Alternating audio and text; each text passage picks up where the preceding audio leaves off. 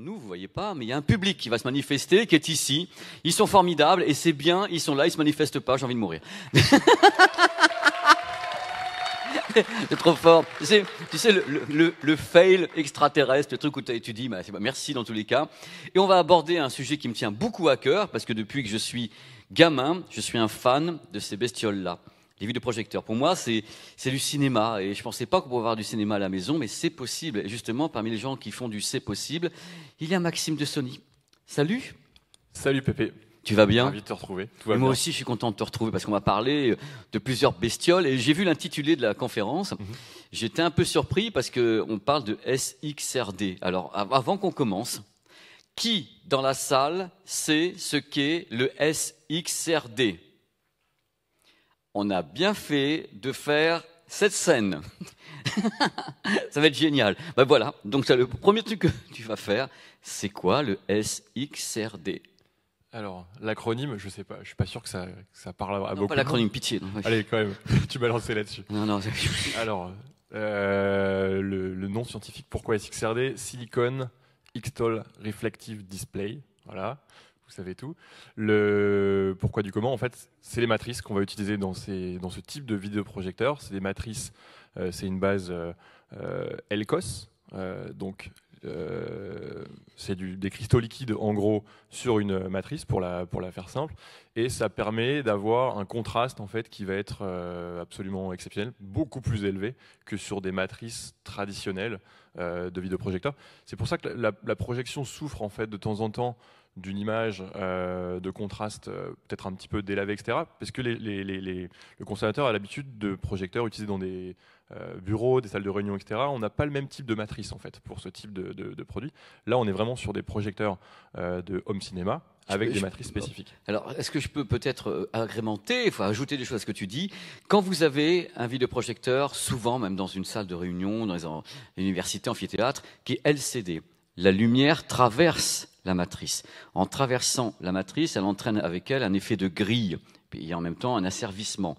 Ce que n'a pas le SXRD, qui est une technologie réflective. On traverse pas, le faisceau ne traverse pas complètement la matrice d'un côté à l'autre. Ça fait qu'on a une structure d'image différente. C'est-à-dire qu'un vidéoprojecteur LCD, on est capable de le reconnaître. C'est-à-dire on s'approche et oh là!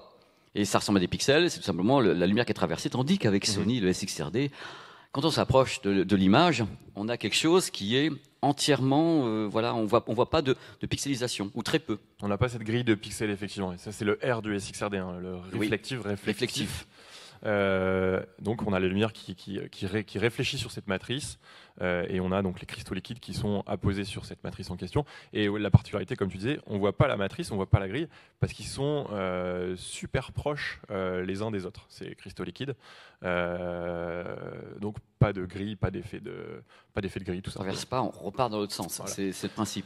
Donc moi, c'est une technologie qui me fait rêver depuis que je suis vraiment très très longtemps. Et j'ai vu, en plus, il y a un truc important à dire, c'est que a priori, vous êtes également sur des salles de cinéma, puisqu'il y a j'ai vu des choses comme le Metro de San Francisco qui travaillait avec Sony SXRD. Je ne sais pas si vous l'êtes encore, mais c'est une techno qui peut être également exploitée au cinéma. C'est une techno qui a été développée à la base pour ce qu'on appelle le digital cinéma, donc le cinéma commercial, effectivement. Alors maintenant, il faut avouer qu'on s'est plus recentré justement sur le home cinéma. C'est vraiment le cœur d'activité chez Sony. On a mis un peu de côté le digital cinéma pour vraiment se reconcentrer sur le cinéma à la maison. Alors là, ça fait combien de temps? Parce que si je connais bien ce que tu fais, a priori, ces vidéoprojecteurs sont en vente en secteur pro. Ils ne sont pas en vente en grand public. C'est le pro qui gère chez vous ces projecteurs, justement, ou c'est le grand public encore? C'est le pro, tout à fait. Moi, je travaille pour une division professionnelle de Sony. C'est des produits qui sont quand même relativement haut de gamme, hein, qui sont assez onéreux, qui nécessitent des installations, un savoir-faire. L'installation est relativement simple, mais souvent ça s'intègre dans une globalité. C'est des produits qui sont intégrés soit dans un salon, une pièce de vie, ou dans une salle dédiée, et ça nécessite un minimum d'intégration pour que ce soit bien fait, potentiellement une calibration si vraiment on va aller encore plus loin. Et pour ça, on fait confiance à un réseau de partenaires, de distributeurs, de revendeurs qui sont spécifiques, qui ne sont pas les mêmes en fait, revendeurs avec lesquels Sony travaille pour la partie purement télé par exemple. Donc c'est des gens qui sont spécialisés et qui ont ce savoir-faire vraiment des produits haut de gamme. Alors là tu lances, vous avez lancé quand même il y a un tout petit moment, 2 nouveaux vidéoprojecteurs qui sont SXRD, avec 2 prix très différents. Là, tu nous as amené lequel des 2, Maxime? Alors là, on est sur le modèle le plus accessible de la gamme, mais non, donc c'est le XW5000, VPL XW5000. Oui, attends, je vais me lever en même temps. Alors, accessible, donc on est d'accord, c'est le ticket d'entrée pour celui-ci. C'est le modèle le moins cher pour cette technologie. Attention, ne comparez pas avec des technologies de produits qui sont, entre guillemets, un peu plus grand public. Là, on est dans le secteur pro, vous avez vu la tronche du bousin, on n'est pas dans l'aérien. Alors, donc, le ticket d'entrée pour le SXRD Ultra HD 4K chez toi, c'est... Là, celui-ci est positionné, on a une offre justement jusqu'à Noël qui est à 4 990. X, c'est pas compliqué. XW5000, 5000 euros. Par contre, ça marche pas avec l'autre. Ça marche pas avec l'autre. L'autre, c'est double flush au bar. Donc là, ce produit, si les gens sont intéressés par donc le SXRD, la technologie de Sony, là, ce produit fait quoi? C'est un produit qui a des vraies matrices 4K. Comment ça fonctionne? Ouais, c'est là où Sony se démarque. Si je refais un petit peu d'histoire, hein, désolé, je ne vais pas être barbant avec ça, mais ça me paraît important. L'an dernier, on a fêté les 50 ans en fait, de vidéoprojection chez Sony. Donc ça fait 50 ans qu'on fait des vidéoprojecteurs chez Sony. Je n'étais pas né à l'époque. On a lancé ces matrices SXRD en 2003 avec le Qualia, le premier projecteur Full HD. Et en 2011 déjà, le premier 4K natif. En natif, voilà. Mais 4K, vrai 4K, 4096 pixels. Ça veut dire que sur la matrice SXRD qu'on évoquait tout à l'heure, il y en a 3 dans un vidéoprojecteur comme ça, pour chaque couleur primaire, rouge, vert, bleu. On a effectivement la résolution, alors Ultra HD, pour être tout à fait précis sur ce modèle-là, qui est définie. Contrairement à... alors je ne veux pas me lancer dans des comparaisons, mais bien souvent ce qu'on retrouve, ça va pas être forcément du natif, ça va être de l'interpolation, enfin ça va être du shift, un système de shift. On a une matrice par exemple Full HD et on va simuler de l'Ultra HD. Là on est vraiment sur du natif. Ouais. Ce qui fait, ce que dit Maxime, c'est que les projecteurs que vous voyez, des petits modèles qui sont des petits projecteurs comme ça, qui sont affichés Ultra HD 4K, la matrice n'est pas Ultra HD 4K, c'est-à-dire qu'on fait ce qu'on appelle une wobulation. C'est un truc, voilà, on prend les pixels, c'est un trompe-l'œil en fin de compte, tandis que là, depuis le début avec vous, vous avez soit du 4K cinéma, soit de l'Ultra HD sur ce modèle-là, et c'est des nouvelles matrices, vous avez mis 3 ans à les faire, c'est ça? Ouais, c'est des matrices qui sont nouvelles, qui ont été lancées l'an dernier. Donc ça reste des produits. Cette année, on n'a pas de nouveauté, mais pour nous, c'est un produit quand même tout nouveau. On a complètement, au-delà des matrices, revu nos précédentes gammes. Et c'est issu effectivement de tous les retours clients qu'on a pu avoir depuis la dernière génération de matrices qui avait été lancée en 2011. Donc c'est plus que 3 ans en réalité. D'accord. Et là, si je comprends bien ce produit, par exemple, on veut le marier avec un lecteur de Blu-ray ou une Apple TV, on peut le faire entre HDMI. Est-ce que le produit est HDR? Est-ce que tu as des trucs comme ça qu'on trouve sur les téléviseurs? Ça fonctionne de la même façon? On fait béabatique là. Alors on est bien sûr compatible HDR. L'HDR sur de la vidéoprojection, c'est un vrai sujet. Comparativement à une télévision, on va projeter de la lumière sur une surface. Et on n'est pas sur quelque chose d'émissif, c'est pas une dalle qui vient émettre de la lumière. Donc naturellement, on est sur des produits qui sont beaucoup moins lumineux à la base qu'une télé. Donc le HDR, c'est un vrai sujet, on peut en parler longtemps. C'est plus complexe à gérer que sur une télé, mais on a un tas de technologies et surtout un processeur propre à Sony, les mêmes processeurs en fait qui sont utilisés dans nos télévisions, qui permettent justement de gérer ce flux HDR. Et d'avoir une gestion qui est propre à la vidéoprojection. Donc c'est le processeur qu'on trouve sur les télé haut de gamme Sony notamment, mais qui a été aménagé pour la version vidéoprojecteur, c'est ça? Qui a été adapté, tout à fait. Donc c'est quelque chose avec tous les traitements pour lesquels vous êtes célèbre, les traitements cinéma, la fluidité, parce que les traitements vidéo Sony, moi qui teste des téléviseurs, on est entre nous et entre nous, c'est quand même parmi les meilleurs qui soient. Et donc ce qui manquait, c'était une version un petit peu vidéoprojecteur. Et c'est cette gamme-là et c'est pas la précédente? Ouais, c'est ça, c'est sur cette gamme-là en particulier. Ce qu'il faut savoir, je disais, c'est plus compliqué à gérer sur un projecteur que sur une télé, l'HDR. Oui, pourquoi? une dalle télé, donc ça va émettre de la lumière, donc on va pouvoir avoir un pic lumineux, je sais pas, par exemple à 900 candela, 900. On peut monter à plus 1000, maintenant, voilà, 1500 sur 1500, les etc. LCD et Sur OLED. un projecteur, ce qu'on va émettre sur la toile, c'est plus limité. Donc on doit avoir un algorithme, une puce qui va nous permettre d'adapter en fait ce flux lumineux pour gérer le HDR. Je ne veux pas rentrer dans des complexités trop techniques, mais voilà, on a des algorithmes qui permettent de gérer ça et de faire du HDR sur de la très grande base image avec un résultat qui est vraiment très probant. Bah, les gens l'ont vu, hein, avec, Voilà, bon, si avec vous- l'autre, le 7000. Mais il y a un truc, tu parles depuis tout à l'heure de quelque chose, et on n'a toujours pas parlé vraiment ensemble. La source lumineuse de cette chose-là, Maxime, il faut bien envoyer un faisceau lumineux.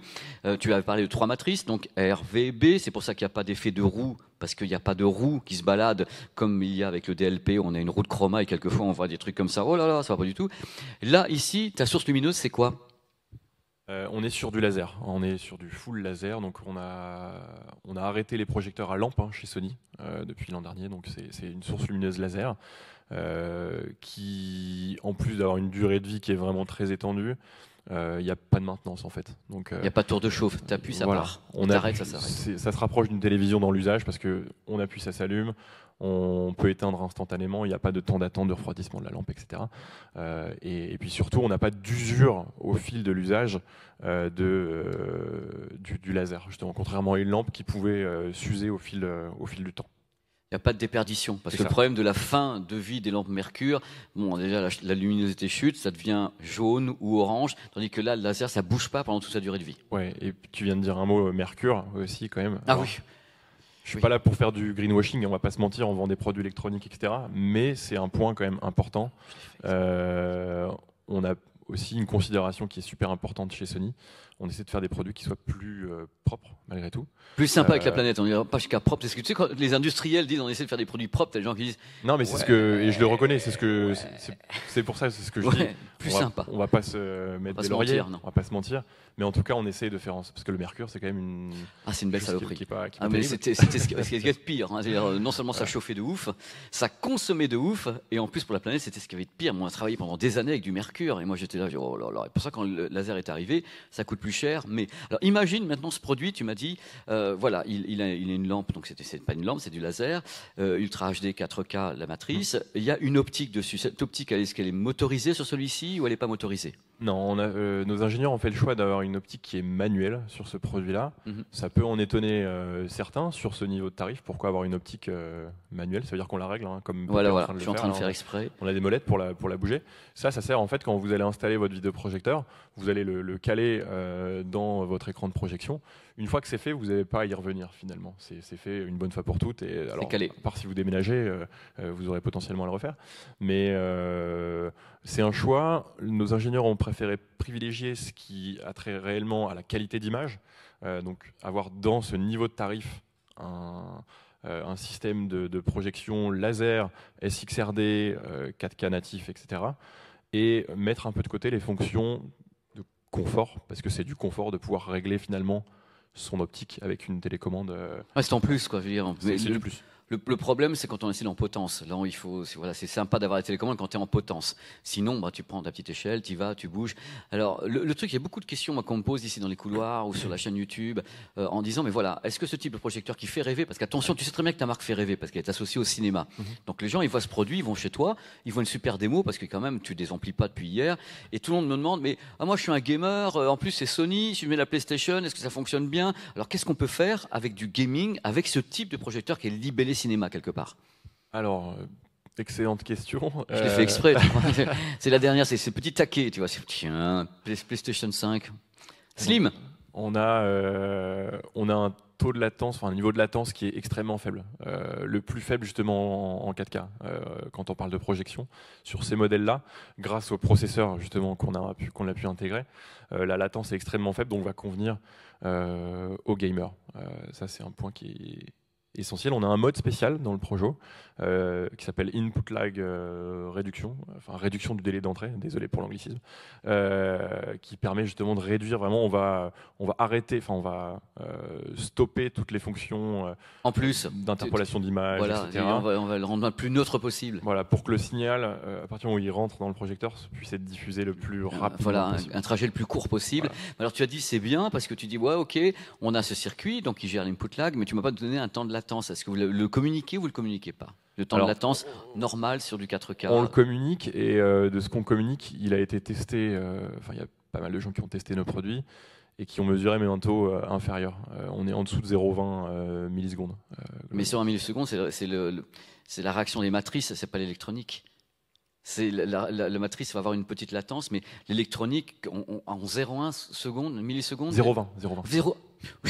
Et il fait de l'audio. Hein. Mais c'est une merveille. À un moment donné, messieurs, dames, mais quel bonheur. 0,20, enfin 20 millisecondes. Ouais. Donc c'est juste un tout petit peu, c'est une image, quoi. Mais c'est bien, parce qu'avant, on avait des trucs à 60, 80, 100 millisecondes. C'était du délire. Et on appuyait sur la manette, et le temps que ça arrive à l'écran, tu avais déjà été shooté par 3 ennemis, quoi. Donc là, c'est quand même. Il a été, voilà, en fonction des différents tests, ce qu'on peut voir, c'est en dessous de ce niveau-là. C'est pas non plus un moniteur de gaming. Hein. Chez Sony, on a des moniteurs pour ça, spécifiques. Mais ça reste extrêmement bas. Mais le produit est-il capable de fonctionner en 120 images par seconde ou s'arrête à 60, celui-ci? On est en 60 images secondes. 60 images secondes. On sait faire du 120, pas forcément sur ces gammes-là. Pas sur ces gammes-là. Ouais. Si on parle de 4K. Hein, oui, en 4K, oui. Ouais. Mais en ce qui n'est pas 4K, tu fais du 120. Ouais. D'accord. Ouais. Que les gens sachent bien, parce que c'est le grand débat actuellement, puisque bon, il y a des sources qui se pointent, il y a des gens qui communiquent sur des jeux et autres. Et toujours autour de moi, les gamers se posent des questions. Et si en effet on apporte la solution, même si elle est onéreuse, c'est déjà un bon point, surtout avec du 4K. On fait du Full HD 120. Full HD 120, 4K, 60 images par seconde, avec une latence aux environs de 20 millisecondes. Donc ça parle aux gamers. Vous avez LLM, VRR dessus? Non, on n'a pas ces fonctionnalités-là. On n'a pas ces fonctions. Non, on n'a pas encore. Vous ne l'avez pas encore, mais parce qu'à la base, on ne va pas se mentir non plus, c'est pas un projecteur gaming. Il peut en faire. Non. Mais lui, son but, c'est pas ça. C'est du cinéma à la maison. Du cinoche. Et par extension, vu que les projecteurs sont de plus en plus installés dans ce qu'on appelle des media rooms, des fun rooms, etc., ça implique potentiellement d'avoir une PlayStation ou quelque chose comme ça. Donc il faut qu'on ait des fonctionnalités qui collent avec cet usage-là. D'ailleurs, on sera sur la Paris Games Week très prochainement et on montrera pour la première fois une salle. Ça, c'est quelque chose qu'on veut démontrer, qu'on veut essayer de démocratiser. Une salle avec ce type de vidéoprojecteur pour montrer à nos amis, aux usagers et aux gamers, on va dire. Les gamers sont des fans de high-tech, hein, voilà. n'oublie pas, hein, quand tu montres un truc aux gamers, parce qu'ils ont envie de jouer encore mieux. Donc tu montres un produit qui leur plaît, on a vu sur les stands. Pour moi, c'est l'expérience gaming ultime, de pouvoir jouer sur une image qui aussi grande. Oui et non, parce que tu sais que le problème... C'est ma perception perso. Alors, on peut engager un débat, on pourrait l'engager après sur Internet, autour de cette vidéo, parce que le fait, c'est que le gaming, il y a quand même une perception rétinienne et quelque chose de cognitif. Quand on regarde quelque chose qui va très très vite sur un écran comme ça, ou un écran comme ça, au niveau de ta perception, tu n'es pas encore dans un mouvement où tu peux avoir mal au cœur. Par contre, on a essayé, parce que moi j'avais essayé de faire du gaming avec des potes, parce qu'on avait eu une salle Dolby, on a branché, on est sur un écran de 24 mètres, on avait du gaming, les mouvements à toute vitesse Assassin's Creed, on a tous fini au chiottes. Hein, 24 mais c'était... Parce que c'est trop grand, l'occupation visuelle est trop grande, donc c'est très bien, parce que moi aussi, attends, on est entre nous, mais parce que là on parle de ta marque, mais moi j'ai essayé de faire du gaming également avec une très grande image, et c'est vrai qu'à un moment donné tu es saoulé, parce que ça va beaucoup plus vite qu'un film, c'est-à-dire qu'on est habitué au 24p, il y a des trucs en gaming qui décollent, même à 60, ça va à toute vitesse, et ça en grand devant toi. Est-ce que vous avez déjà essayé de faire du gaming sur un très grand écran? Est-ce que quelqu'un l'a fait? Dans le très grand écran, c'est grand. Combien la taille? Combien? 5 mètres? Ça allait cognitivement? Ça allait. Ça balaye trop vite. C'est-à-dire qu'on est comme ça, l'œil est troublé. C'est-à-dire qu'en effet, le gaming, en vidéoprojection, c'est un peu olé olé. Hein. C'est-à-dire que moi, je conseille quelque part, pour les gens qui seraient sensibles à la notion de décalage, d'aller sur des grandes télés. Vous en avez plein en plus. Bien sûr.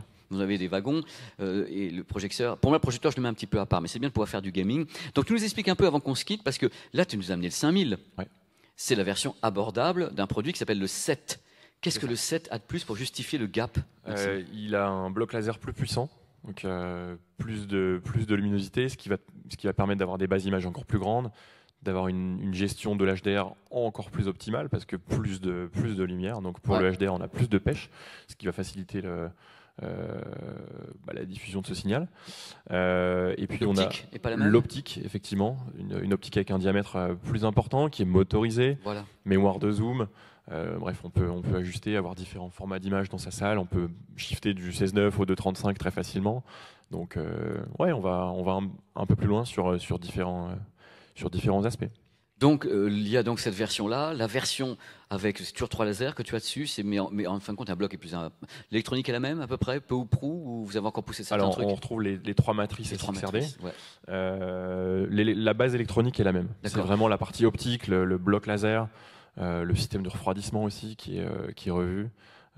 C'est essentiellement ça. Et tu peux me parler de la luminosité? On n'en a pas parlé en fin de compte en lumen. Quelle est la différence justement technique entre les deux au niveau de ce qu'il balance en luminosité? Alors là, on a 2000 lumens. D'accord. Ce qui est déjà une évolution par rapport aux projecteurs de précédente génération. On était plus autour de 1003, 1005. Et ça lui était reproché. C'était compliqué. On disait SXRD, il est moins lumineux. Voilà.